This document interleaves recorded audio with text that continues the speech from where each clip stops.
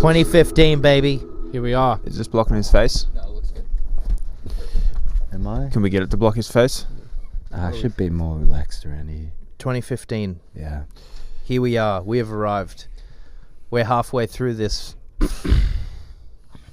Yep. Only 5 years to go. Until Yeah. now. Until we have to. 6. Yeah. Yeah. I kind of feel like 2015 was.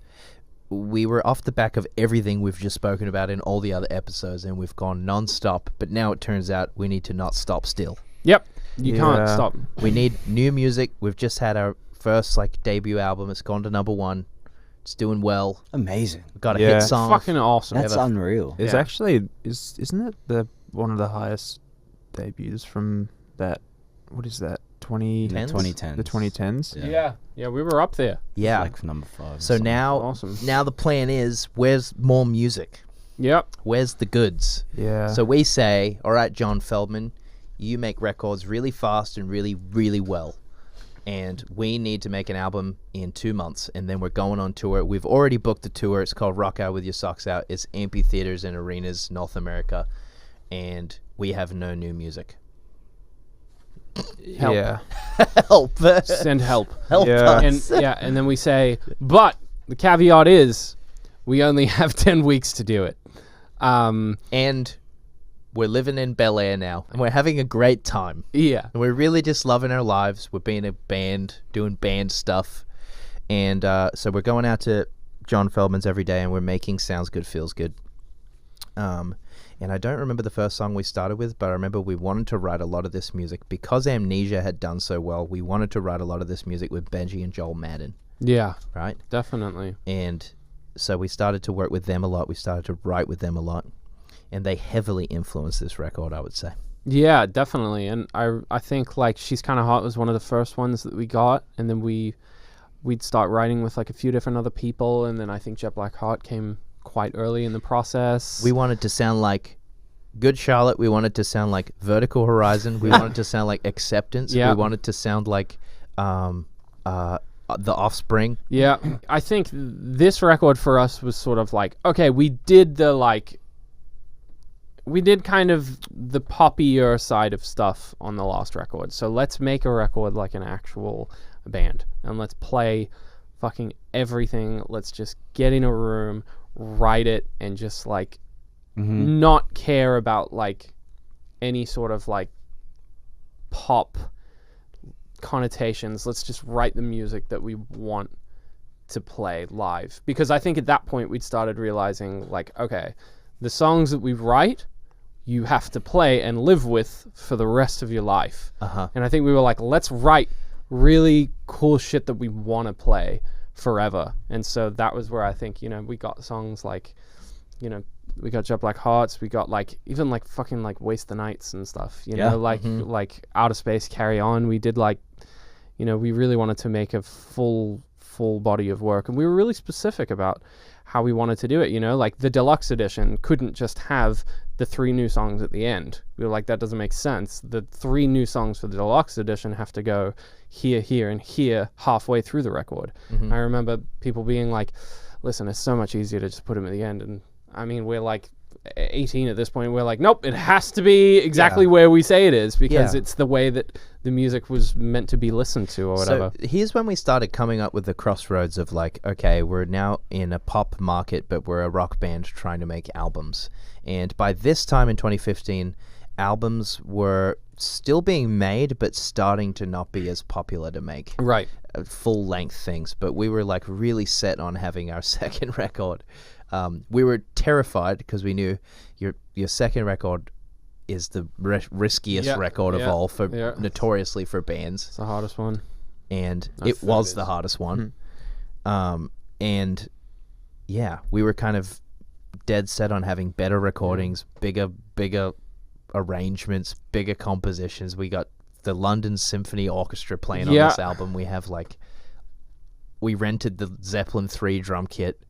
We did all kinds of crazy shit on this record. We were experimenting with the recordings. We were diving in. And everything just kind of flowed out. Yeah. It was really there was no we we had so much music built up inside of us that we wanted to write, because we barely wrote it all during the last year because we were just too busy. So when 2015 rolled around, we had so much music inside of us that we were just like going and going and going, and there was no end to the kind of like music that we were writing, and there was still so many songs that never even saw the light of day that we wrote in this year that still, like, there was an alternate universe in which they made the record because the songs are still great. And I don't know, it was fucking awesome. But yeah. And this was also a stressful time for the band because we're putting together our first arena show with production and crew and all these kinds of things, because Rock Out With Your Socks Out was our first big headlining tour. And I just remember learning about how to put lighting shows together and how to, you know, find people to help us put visuals together for like these big environments, and learning how to put together a show that was at that level was really exciting to us because we had seen One Direction do it. Yep. And we were ambitious to like really compete with that in a live environment. So I mean, I feel like 2015 was really dead set on us making an album that would just be incredible live. So I was looking at this schedule, and we were playing the first headline show after the album was fully out, but we're also releasing the new album that we'd just written because we had to write the album before we went on tour. So, and then to release it in the middle, because actually I do remember we started playing the second album on the American halfway leg through the tour, yeah. Okay. And then we'd put the next tour on sale. What? We'd had the next Halfway tour through the ready before the full album was out. Yep. Yeah. It was crazy. It was fucking crazy. That was like we were full on crunch time, but not feeling the crunch. Yeah, we were just like. This was the year we did a Rolling Stone cover, I think. Yeah, it was. This was the year that we rented a minivan in LA and we'd cruise around, I think. That was like Dave was our security guard at the time. We lived with Zoe. Yep. I'm just rattling these things off. Yeah, no, you're right. Yeah. These were exciting times for us. I mean, yeah. I mean, I remember that being, and also trying to have that balance of like really honing in on your craft, which is your songwriting and your performing arts, creating a whole show in under immense pressure, you know, under time crunch, under like deadlines. And also at the time, like, bear in mind, after we released that first album, we were a very controversial band in terms of like the perspective on whether we were a good band or not. Like, we were hated. Yeah. We won 14 and 15. 14 and 15 Worst Band Award. Yeah. Yeah. And I celebrated 3 years in a row. We've won it more than any other band, yeah. Worst band. It's so amazing. that almost like counteracted in terms of us, you know, really putting our head down and trying to write the best songs as possible. But also, if there's any young people listening to this, and bands and stuff, like, who gives a fuck? Yeah, don't give any fucks. Like, if you feel the path intuitively and I don't know, like, because that really affected us. On our second album, we were hell-bent to make a rock album because people were so mean to us. Yeah. Like, we were hell-bent, you know? And it's like, it does affect you, but I hope it doesn't affect other people because we've moved on. But this is when, like, streaming was starting to become more and more involved as well. Yep. So accessibility over music was starting to really increase. And we're developing now. So now we're experiencing our first major shift in the way music is consumed in our career. So on the first album, we're selling CDs still. Yep. Which is crazy to say. And now Spotify exists on this second record, and everybody would have, like, I remember people were controversially like not participating in streaming. People like Taylor Swift were not getting involved in streaming at this point in time. We were confused what streaming was and how to utilize it, so we really didn't have any like impact on streaming at all, which really affected our game plan for the third record, which we'll get to in the next episode. Yeah. But at this point in time, we're still going for the physical music market, and we're releasing music physically still, which is nuts. It's so crazy. Yeah, and then we ended up releasing a DVD that year, which sort of told the story of like the last few years and sort of being on that tour that we did. We did the Rock Out With Your Socks Out tour. Good name, I think. Not bad. Maybe. Where would it list on our tier list of names? Do you guys remember the sock puppet intro that never was? Yep. Very intro. I think the goal was to have as much fun with the crunch time that we could have. Yeah. It was like opposing thinking. It was like, okay, this is really intense and stressful, and now we have all these people coming to see us, and we have to do all these things, but we have to maintain the fun attitude, otherwise we're gonna dry up. And that's been like a goal of ours forever. It's like keep the childish nature alive about everything that we do. It's also a big one at the end of the year here. That's the ARIA for Best Australian Live Act, because I feel like we were really vindicated after. Yes, and that was what I was speaking about just before. It's like we were so hell-bent on having the best live show ever since 2011, you know? And now, like, we had made it to 2015, and we've won an ARIA back in our home country for Best Live Act, and we beat out AC/DC. And it was nuts. Yeah. It was like, wow. See, that something like that for me personally was like one of our biggest achievements ever, because it shows that we learnt how to do this thing, you know, live.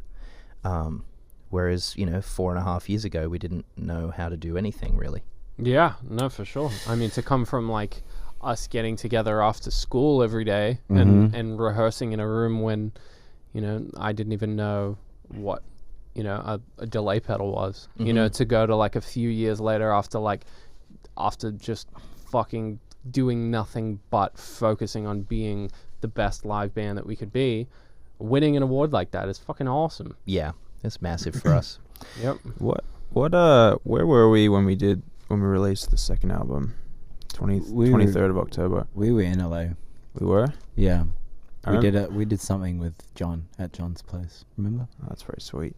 I remember we did that Europe. It was almost like a 5 countries, 5 days thing for the second album. Did we? But it wasn't 5 countries. I remember we did an event in Atlanta, the New Broken Scene. Oh, yeah. Oh, wow. Which was awesome. Wait, Yeah. we totally skipped DerpCon and the fact that we played the Forum last year. Which, whatever. But yeah. We played the Forum last year. In 2014, yeah. The last year from this year that we're talking about, yeah. Anyway. But yeah, we did the New Broken Scene event in Atlanta, which was awesome. We flew people in from all over the world. We got to meet a bunch of them, which was sick. Album came out. But hopping. Remember we had that weird plane in Europe? Yeah. Yes. When was that? That would have been this year, right? But Yeah. it would have been for album release, no? I think it was just a promo tour for Hey Everybody. Yeah, Hey Everybody. Oh my god, it was Hey Everybody. Yeah, and we promoted it for a really long time. Yeah. We gave Hey Everybody everything we could. We really did. But these We were like, tried. we definitely tried. And this is us experiencing, you know, from, if you zoom out, like, we were aware that there would be peaks and valleys in our career. We weren't aware they would be so intense. So, you know, the year before we've had, you know, we won Song of the Year for She Looks So Perfect. And then now we're in this next year and we're trying to keep this wave going that people were listening to us and coming to our shows, and just for listener perspective. And we're trying to keep this momentum going, as you do when you're in a band. And that's kind of the crazy thing. I mean, I always say, like, we just kept attacking.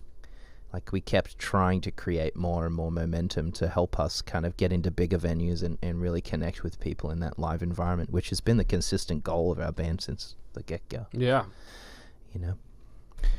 It's also funny, though, how that works, like, you know, those peaks and valleys, because I sometimes, it kind of disrupts or distorts your, like, outlook on, like, what you find is successful and what's failure, you know.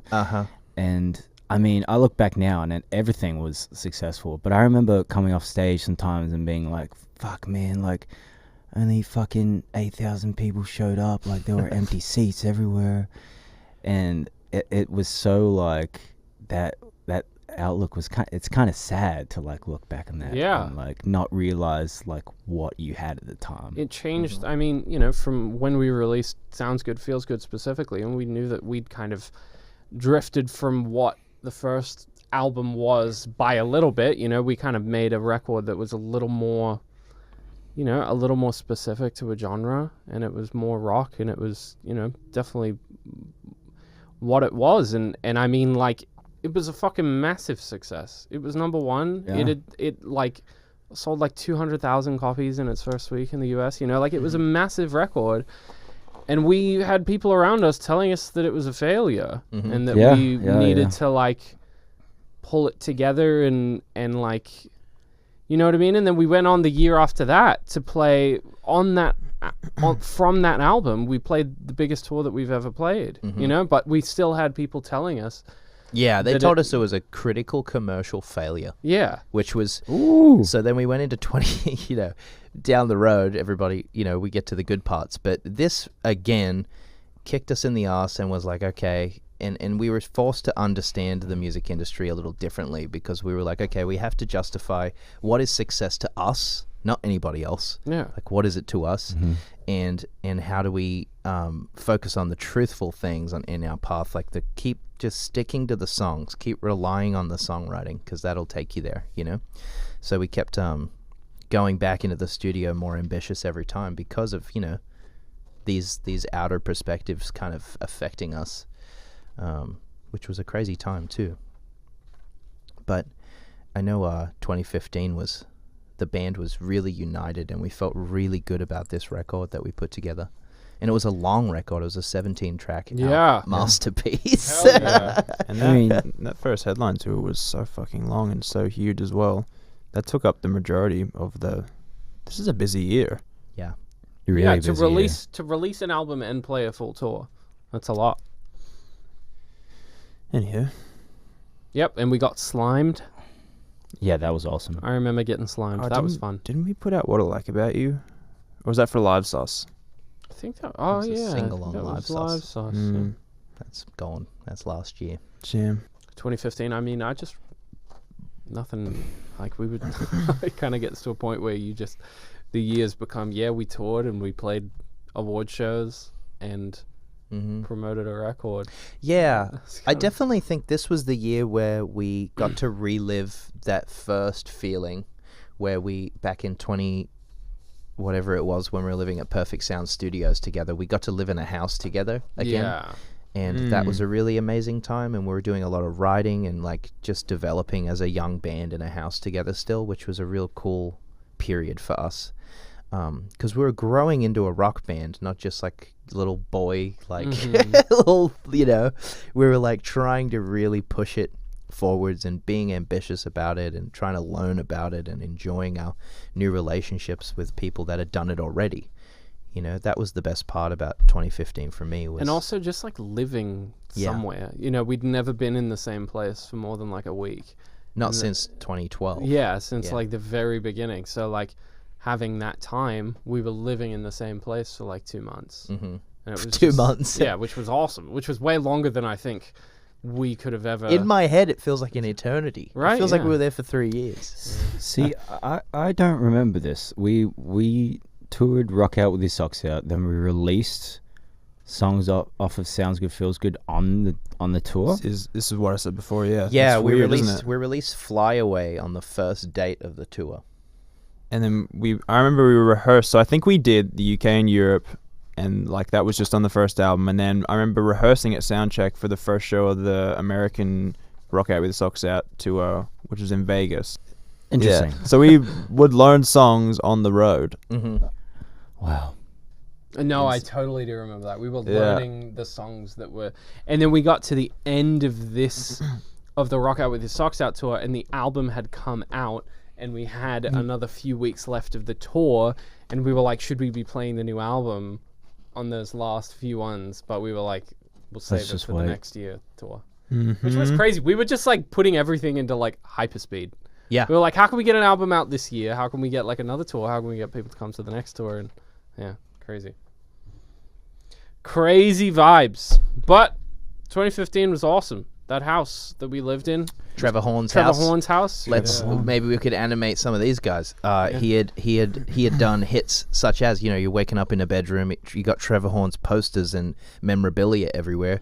You're waking up every day to a poster of the band Tattoo, all the things she said. You're waking up to looking at a couple of awards that Seal. Owner of a Lonely Heart. Yep. Yes. By Yes, you're looking at Seal. Yeah. Kiss from a Rose. Mm-hmm. Beautiful. And that house, unfortunately, burned down. Oh, yeah. Pretty sad. That is sad, isn't it? Yeah. But that's all right. That's I'm the end. sure. That's the end of the ep. That's the end of the episode. I'm sure he got the insurance money. We wrote and some good built a songs better there, one. though. Yeah, we did. We ate a lot of McDonald's there. Yeah, we did. Yeah. Yep. I remember I was staying in that top room the first time we stayed there, and Jay-Z had stayed there before us, and he left all his weed. Oh, sick. That was great. Yeah. I was not. I Do you was reckon not it's the weed. secret to Jay-Z's success, though? Well, we can talk Yes. about that when we competed against them for that #1 spot. Remember? Ooh, The battle of the century. Yeah. that's a good one. But 2015 summary is like every other year. Shit was crazy. We did our best. We really did. We did our absolute best. Disclaimer: this is not what happened. This is just what we remember. How come he gets to say the catchphrase? Because I came up with Disclaimer. That's good though. Dis- I mean, you're not going to disclaimer, deliver why it does any Michael better. Are you gonna Dis- say it then? Fucking say it. Disclaimer. This is what we remember. This is what what happened that we remember but can't Forget. Yes. But can't forget. That's actually pretty hilarious. These are the things we remember. These Okay. are just the things we can't forget. We have 2 pages. Oh my god! We have 2 pages to